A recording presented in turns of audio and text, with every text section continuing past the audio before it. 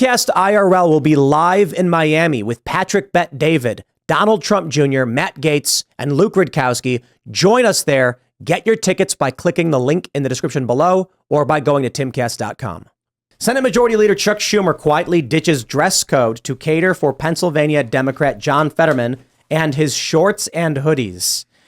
This is just, I mean, like, dude, come on, man. You want to wear a hoodie with jogging shorts? That I do not feel is appropriate. However, I don't necessarily. I mean, this is it is silly. It looks like he got lost and wandered in there. What is going Right. on? And so my issue is this. First, I agree with everybody when they're like, don't change the rules for one dude. It's like, yeah, okay. There is no formal dress code. It doesn't exist. It's basically just who's ever the Senate leader just determines if you're in decorum or whatever. But they typically require coats and ties. I disagree with that. I also disagree with Fetterman wearing jogging shorts and hoodies. That's silly. But I do think we shouldn't demand this like elite decorum of suit wearing and special dresses and all that stuff. So my attitude is you should be dressed appropriately, meaning the dress code should be something like you have to wear pants, you have to wear shoes, you have to wear a shirt. You can be removed if you are determined to be like unkempt or something like that. But I don't agree overall with the standard dress code people expect, suit wearing and stuff. And so the important thing to consider as we kick this segment off, Donald Trump ate a well-done steak with ketchup.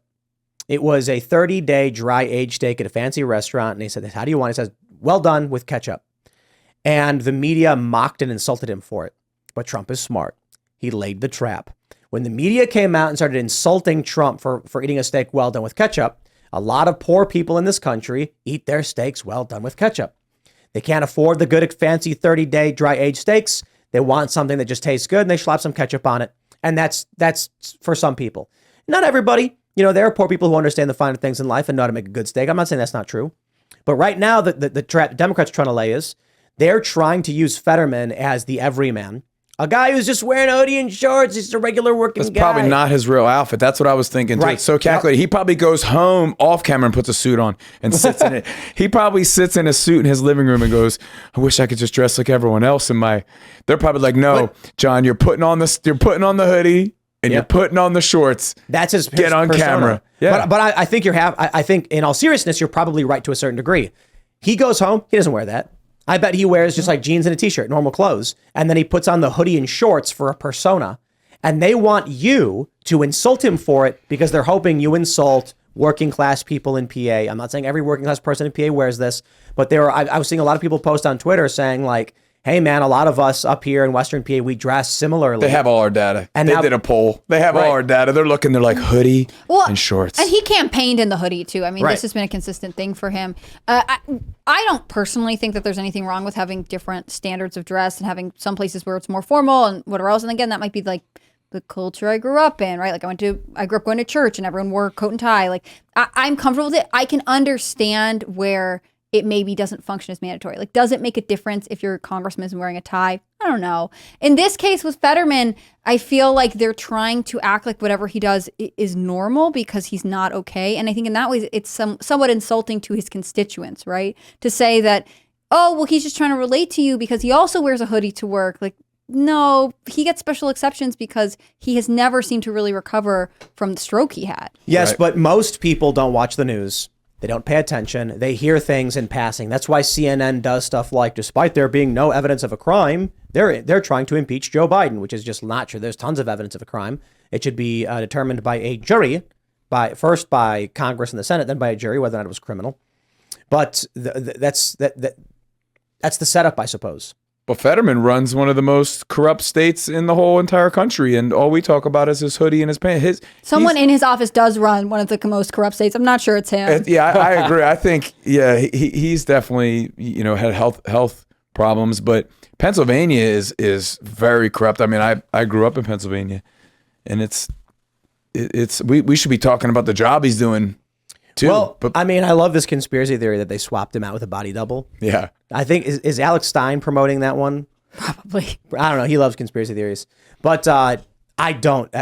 People, because Fetterman shaved and he got a mustache, they're like, it's a different guy. And it's like, oh, come on. It's not a different guy. His nose has the same shape and everything, and his ears are the same. And they're like, no, his ears are bigger in one photo. It's like, dude, that's a wide angle versus a long. It's a very unique looking guy. Yeah. I know, right. There was one where like they couldn't see the tattoo on his arm. So they're saying like, oh, it's gone. So it must be someone else. Like, People just can't believe he won. People can't believe like, wow, that's who we that's the guy in PA, But huh? this is the issue about people not paying attention to the news.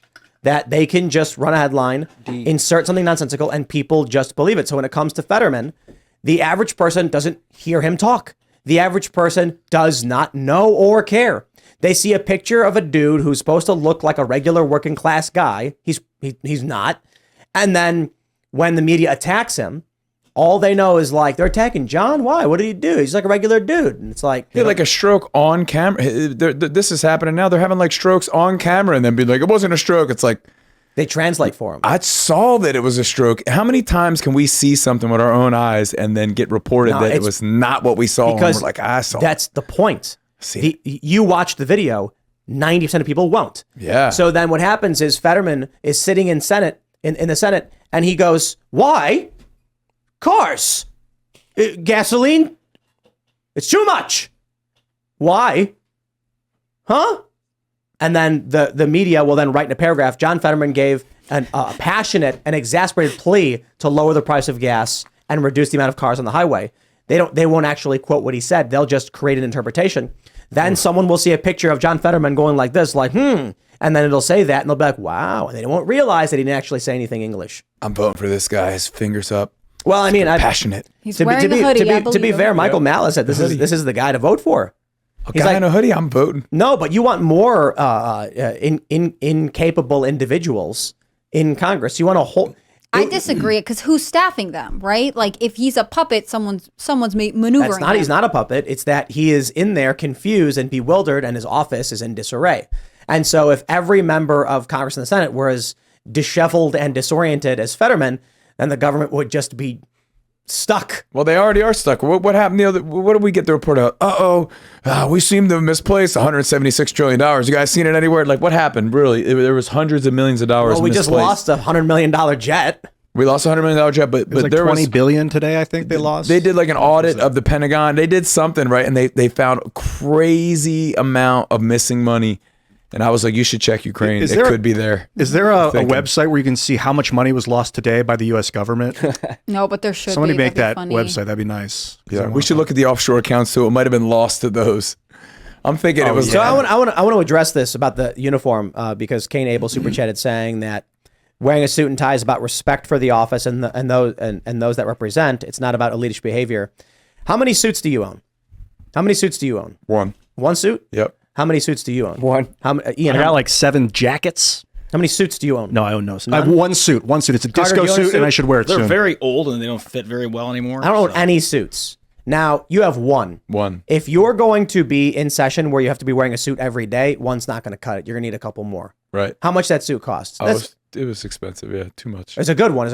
Yeah. But they've affordable suits for people who don't want to break the bank. I would also assume the average person probably, if you couldn't afford it, if you're living paycheck to paycheck, you're probably gonna have to go to a thrift store to buy a suit. I'm not saying suits are the hardest things in the world to get. I just don't like the idea of some arbitrary cultural standard of what you must now own to represent working class people or anyone in this country. Suits, in my view, are this social custom of I am wearing a thing because we have deemed this to be the thing you have to wear in this setting. It doesn't mean anything to me. I would rather see a dude in his work overalls with grease on his hands in the Senate building saying, I got off work 20 minutes ago and I'm not going to drive an hour back and forth just so that I can put on a suit for you. This is what real working class Americans look like. Instead, we get clammy hands, frail, dainty multimillionaires doing insider trading, wearing their suits and demanding. Here's the worst part. Here's what I hate about this. Okay, fine. You want to make an argument? Everyone's got to dress up. That's fine. The problem is this. My compromise is you want a dress code for Fetterman? They have to pay for it. You can't mandate someone. But then what about visitors? What about people who want to testify? You want to go and testify? We have a dress code. You can't come in unless you're wearing a suit. The expectation that every person in this country is going to have access to these things.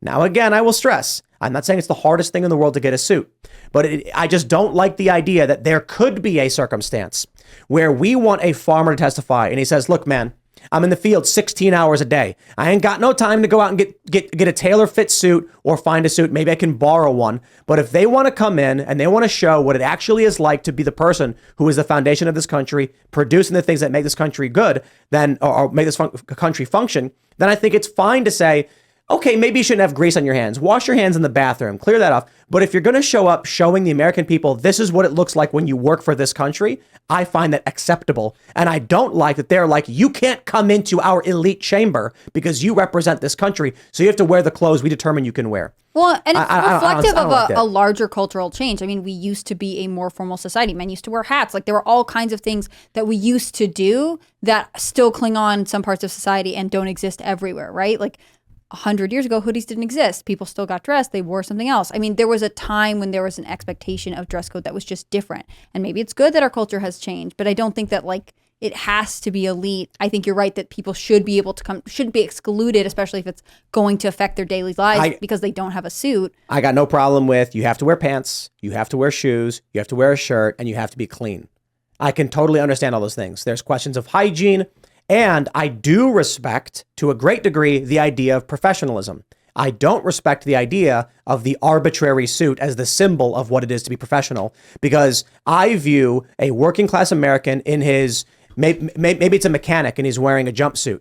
That to me is more indicative of someone who works for this country than these, I'm going to refrain from cussing and insulting these pieces of trash, these corporate funded sellouts who don't actually represent you and your values and sell your values out to the highest bidder. What would you think I have very little respect for these people. And to be like, it's the clothing they wear that shows professionalism. I'm sorry, dude. How about this?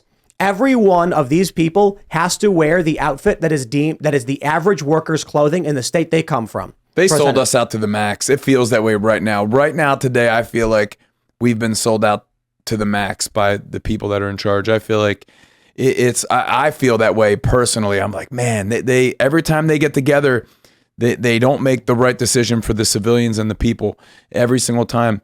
And just like what you're saying, you're having a hard time even not saying bad things about them. You want to lose your mind. You want to be like these. But it's a right attitude to have because look where we are right now. Thanks for watching this clip from the Timcast IRL podcast. Hang out with us live Monday through Friday at 8 p.m.